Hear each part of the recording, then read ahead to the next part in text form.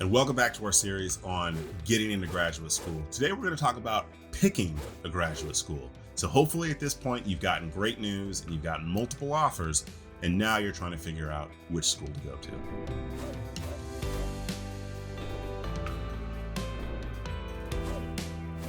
So if you've watched our previous videos, particularly our video on selecting which schools to apply to, what I would say is go back and revisit video 3. I'll put the link in there.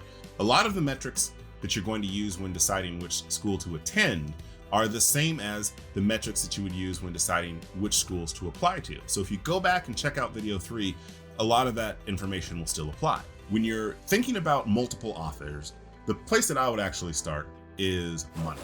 Now, this might seem counterintuitive because I know a lot of people come to this graduate school with a kind of a passion for the subject. Money is still something to consider in a couple different respects. First, I believe that you should not attend a PhD program that is not fully funded.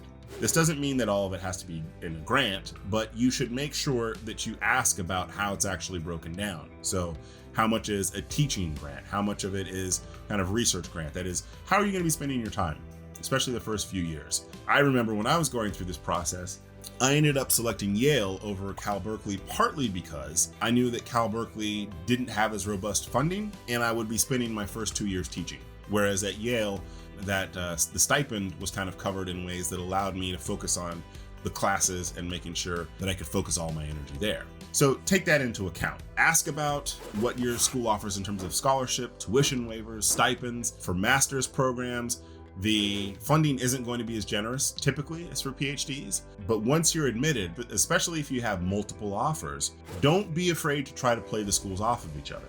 If you got into UCLA and Michigan is where you want to go, but UCLA gave you more money, contact Michigan and say, hey, you're the school I want to go to, but UCLA is offering me a better package. Can you bring it a little bit closer at least to where UCLA is so I can come here? And a lot of times they'll respond favorably, especially if you make it clear that it's a deciding factor.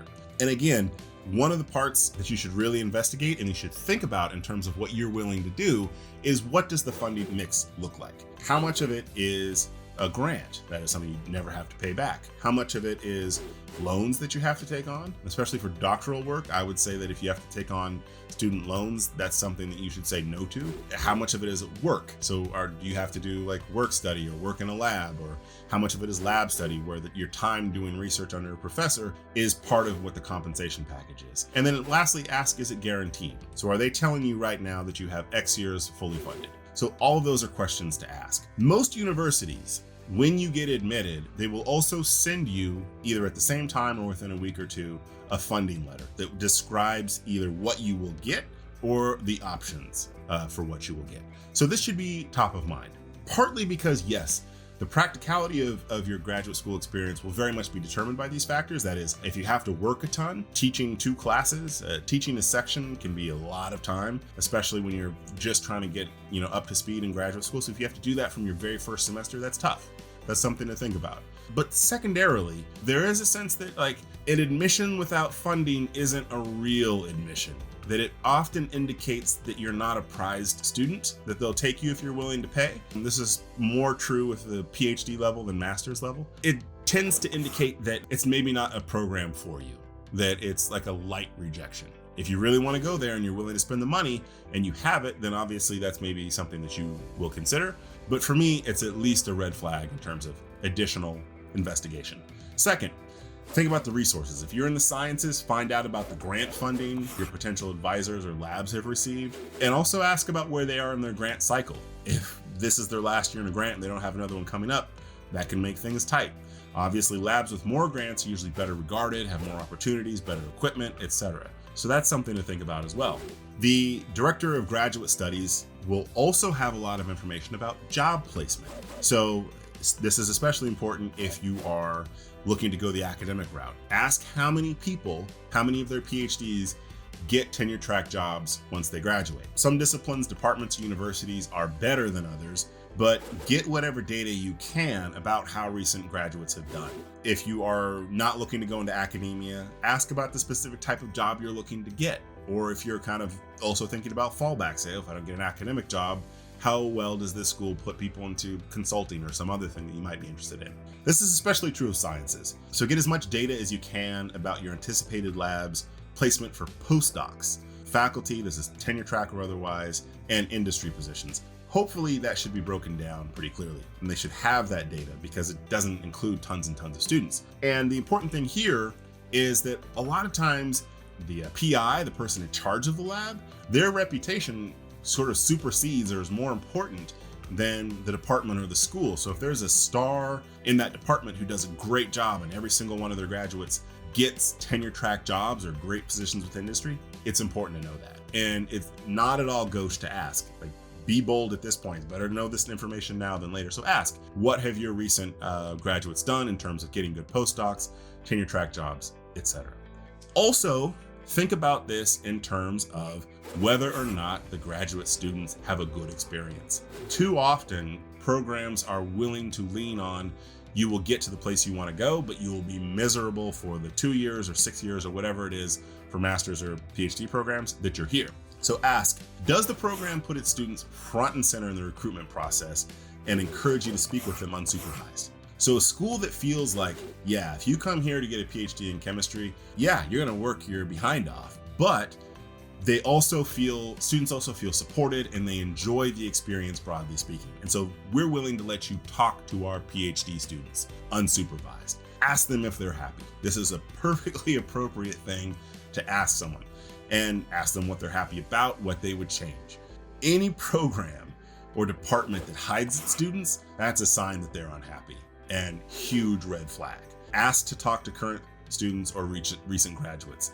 And it's a great sign if they give you contact information for current or former graduate students and postdocs that you can talk to.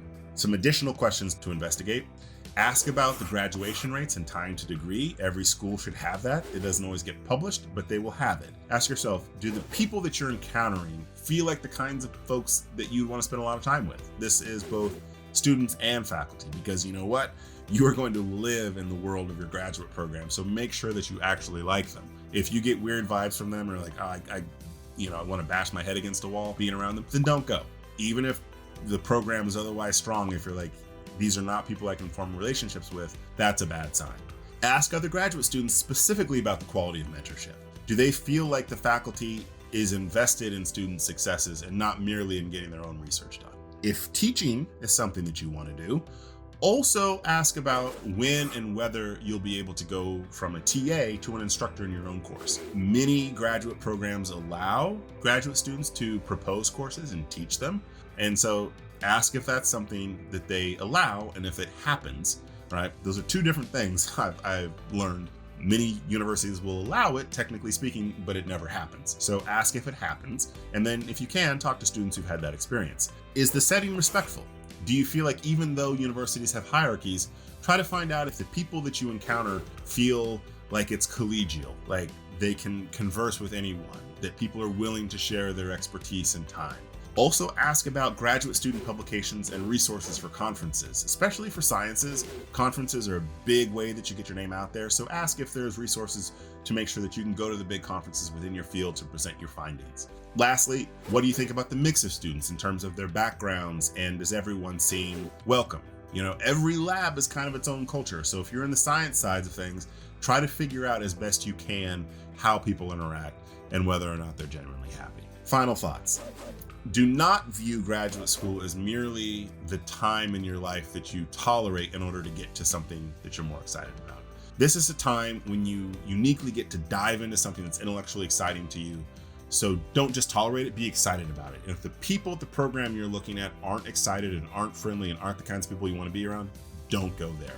Second, think about money and funding, and make sure that you understand that money isn't just money, although it is that. It will decide how comfortable your life is. It's also oftentimes an indication of how serious and excited about you they are. Lastly, view it holistically. Ask yourself, could I live here? Could I work here? Is this a great first step for the rest of my career? Need any help with any of this stuff, please come check us out at gurufi.com, or if you have any questions, shoot us an email at service@gurufi.com. I'll see you guys next time.